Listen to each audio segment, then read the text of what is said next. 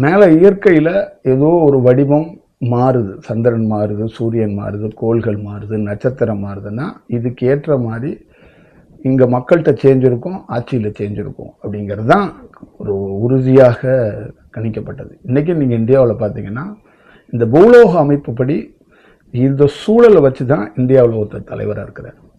அவருடைய தனிப்பட்ட டேலண்ட்டு, அவருக்குன்னு ஒரு விஷயம், அதெல்லாம் நீங்கள் நினச்சிக்கலாம். என்னை பொறுத்தளவுக்கு அதெல்லாம் இல்லை. இந்த பூலோக அமைப்புப்படி இந்த காலகட்டத்தில் இவருடைய ராஜ்யம்தான் நடக்கும் அப்படிங்கிறது தான் அதோடைய நிதர்சனமான உண்மை. எத்தனை பேர் அவரை எதிர்த்து போரிட்டாலும், எத்தனை பேர் தலைவனாக வந்து நின்னாலும், அவர் நல்லவர் கெட்டவர் அப்படிங்கிறதுக்கெல்லாம் நான் போகல. அந்த பூலோக அமைப்புப்படி இந்த மாதிரி ஒரு பேக்ரவுண்டில், இந்த மாதிரி ஒரு சூழலில் இந்தியாவில் ஆட்சி நடக்கும்.